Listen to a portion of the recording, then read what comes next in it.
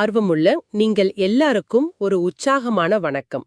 எப்பவும் புதுசா ஏதாவது தெரிஞ்சுக்கணும்னு நினைக்கிற உங்களுக்கான இடம்தான் இது. இன்னைக்கு நாம ஒரு ரொம்ப ஆழமான அலசலுக்கு தயாரா இருக்கோம். ம் ஆமா, இது ஒரு மிக முக்கியமான அலசல்னு கூட சொல்லலாம். கரெக்ட். இன்னைக்கு நம்ம கையில இருக்கிற ஆதாரம் என்ன தெரியுமா? 20ஆம் நூற்றாண்டுல பெரிய தாக்கத்தை ஏற்படுத்திய ஈவே ராமசாமியோட வரலாற்று புரிதலையும் அவருடைய பகுத்தறிவு வாதங்களையும் மிக கடுமையா விமர்சிக்கிற ஒரு கட்டுரை தான் அது. ஆ இந்த விவாதத்துக்குள்ள போறதுக்கு முன்னாடி ஒரு விஷயத்த நாம ரொம்ப தெளிவா நேயர்களுக்கு சொல்லிடணும். ஓ கண்டிப்பா, நீங்களே அதை சொல்லிடுங்க. அதாவது, நாம இங்க பேச போற அரசியல் விமர்சனங்களோ இல்ல வரலாற்று குறிப்புகளோ எல்லாமே நம்ம முன்னாடி இருக்கிற மூலக்கட்டுரையில் இருந்து எடுக்கப்பட்டவை மட்டுமே. நாங்க இங்க எந்த பக்கமும் சார்பு நிலை எடுக்கல. ஆமா, நேயர்களே, ஈவேராவோட பார்வையாக இருந்தாலும் சரி, அவரே விமர்சிக்கிற இந்த கட்டுரையாளரோட பார்வையாக இருந்தாலும் சரி, நாங்க இரண்டு தரப்பு வாதங்களையும் நடுநிலையோட உங்களுக்காக முன்வைக்கிறோம். ஏத்துக்கிறதும் நிராகரிக்கிறதும் உங்க கையில தான் இருக்கு. கரெக்ட். இது நம்மளோட சொந்த கருத்து கிடையாது. சரி, இன்னைக்கு நம்ம அலசலோட அந்த மைய கேள்விக்கு வருவோம். இந்தியாவை அந்நியர்கள் எப்படி இவ்வளவு ஈவியா கைப்பற்றினாங்க? இந்தியர்களுக்கு கைபலமும் உத்திபலமும் இல்லையா?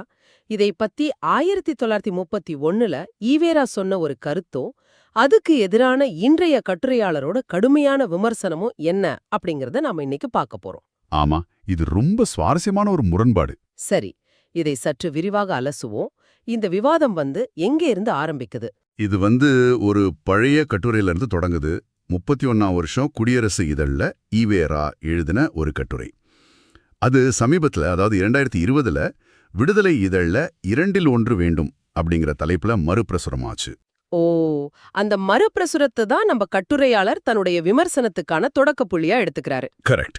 ஈவேராவோட வாதம் என்னன்னா, ஒரு நாட்டை ஆள்றதுக்கு 2 விஷயத்துல ஏதாவது ஒண்ணு வேணும். ஒன்னு கைபலம், அதாவது உடல் பலம் இல்லனா வன்முறை. 2வது புத்தி பலம், அதாவது சூழ்ச்சி இல்லனா தந்திரம். அப்ப இந்த 2 அளவுகோலை வச்சுதான் அவர் இந்திய வரலாற்றையே பாக்குறாரா? ஆமா, அவர் என்ன சொல்றாருன்னா, முகலாயர்கள் இந்தியாவை ஆண்டதுக்கு காரணம் அவங்களோட அந்த கைபலம் தான். அதே மாதிரி ஆங்கிலேயர்கள் இந்தியாவை ஆட்சி செஞ்சதுக்கு காரணம் அவங்களோட புத்தி பலம், அதாவது தந்திரம். ஓஹோ, சரி, அப்போ இந்தியர்கள் பத்தி அவர் என்ன சொல்றாரு? இங்கதான் ஒரு பெரிய விமர்சனத்தை வைக்கிறாரு. இந்திய பொதுமக்களுக்கு இந்த 2ம் இல்லைன்னு சொல்றாரு. ஒரு நிமிஷம், 2ம் இல்லைன்னா நம்ம கிட்ட எதுவுமே இல்லைன்னு சொல்றாரா? அப்போ இங்க இருந்த பண்டைய காலத்து அரசர்கள், பேரரசர்கள், இவங்களை எல்லாம் பத்தி அவர் என்ன நினைச்சாரு? அவங்கள வெறும் கொள்ளை கூட்டத் தலைவர்கள் அப்படின்னு ஈவேரா வர்ணிக்கிறார். ஆதியில் ஆங்காங்குள்ள கொள்ளை கூட்டத் தலைவர்கள் அப்போது சில்லறை சில்லறையாய் ஆண்டிருப்பார்கள் அப்படின்னு சொல்றார். ஹாடா, கொள்ளை கூட்ட தலைவர்களா? இது ரொம்ப கடுமையான வார்த்தையா இருக்கே. ஆமா, இந்தியர்களுக்கு பலமும் புத்தியும் இல்லாம போனதுக்கு ஆரியர்களோட சூழ்ச்சி தான் காரணம்னு அவர் சொல்றாரு. இதிலிருந்து அவர் இந்திய விடுதலைக்காக ஒரு சூத்திரத்தை, அதாவது ஒரு ஃபார்முலாவை முன்வைக்கிறார். அது என்ன ஃபார்முலா?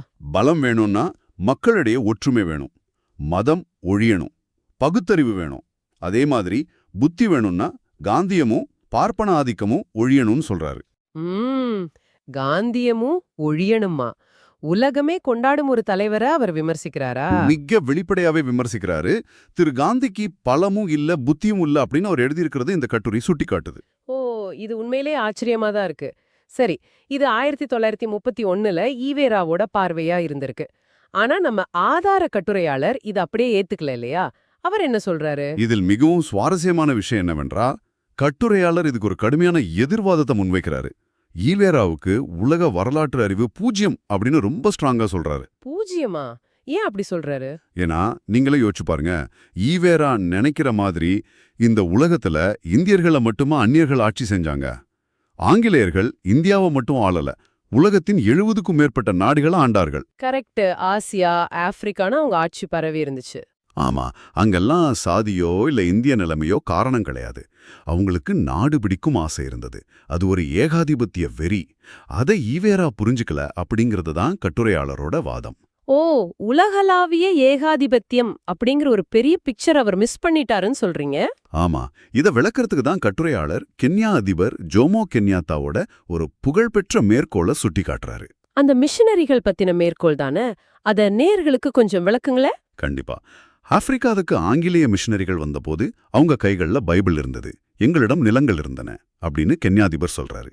நாங்க கண்களை மூடி ஜெபித்தோம், கண் திறந்தபோது எங்களிடம் பைபிள் இருந்தது, அவர்களிடம் எங்கள் நிலங்கள் இருந்தன அப்படின்னு ரொம்ப ஆழமா சொல்றாரு. வாவ்! இது எவ்வளவு ஒரு யதார்த்தமான, அதே சமயம் வலிக்கிற ஒரு உண்மை. ஏகாதிபத்தியம் எப்படி ஒரு நாட்டை ஏமாத்தி சுரண்டுது அப்படிங்கறத இதை விட ஷாப்பா சொல்ல முடியாது.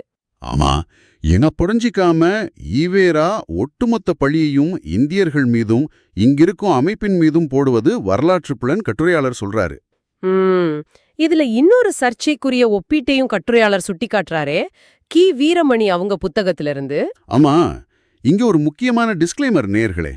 நாங்க இப்போ வாசிக்க போறது கி. வீரமணி எழுதிய புத்தகத்தில் உள்ள ஈவேராவின் பதிவு. இதுல எங்க சொந்த கருத்தும் எதுவும் இல்ல. கரெக்ட். அந்த பதிவு என்னன்னு சொல்லுங்க. பாப்பான் காலை விட சாக்ஸ் போட்ட வெளக்காரங்கால நக்குவது சுத்தமானது அப்படின்னு ஈவேரா கூறியதாக அந்த புத்தகத்துல குறிப்பிடப்பட்டிருக்கு. இத கட்டுரையாளர் ரொம்ப காட்டமா விமர்சிக்கிறார். ஓ, இது ஒரு ரொம்ப அதிர்ச்சியான ஒப்பீடுதான்.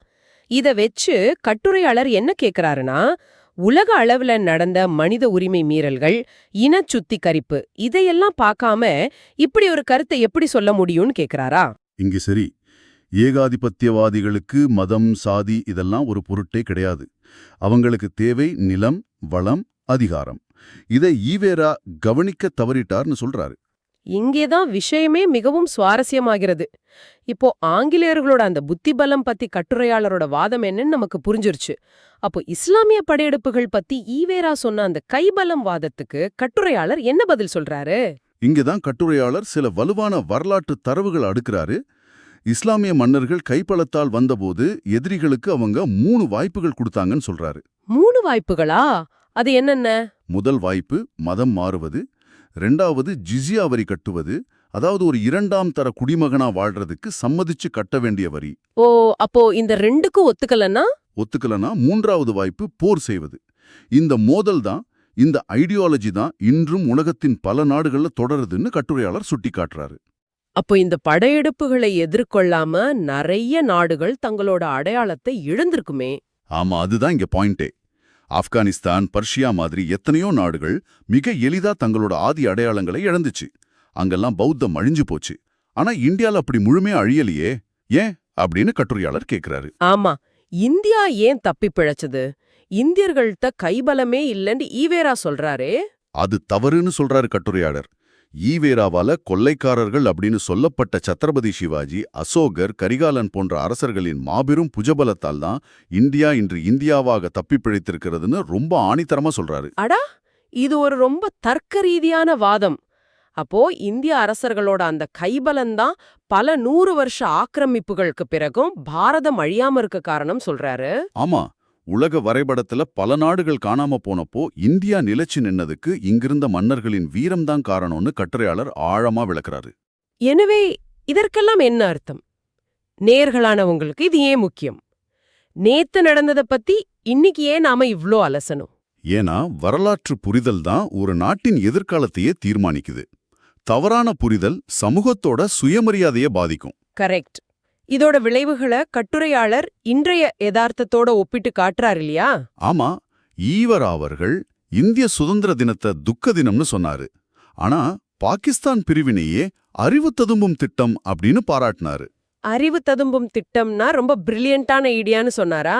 ஆமா, ஆனா இத ஒரு பரந்த கண்ணோட்டத்தோடு இணைத்து பார்த்தால் இன்னைக்கு அந்த நாடுகளோட நிலைமை என்ன?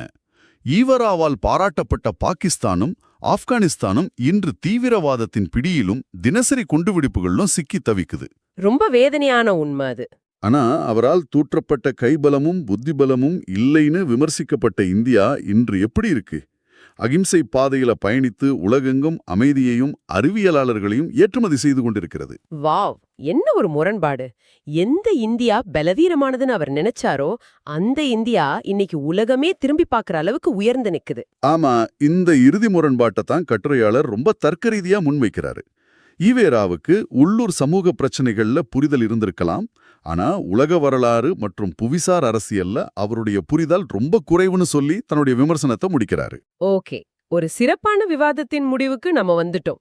ஒரு புறம் சமூக ஏற்றத்தாழ்வுகளை முன்வைத்து இந்தியாவின் பண்டைய வரலாற்றையும் விடுதலை போராட்டத்தையும் நிராகரித்த ஈவேராவின் பார்வை.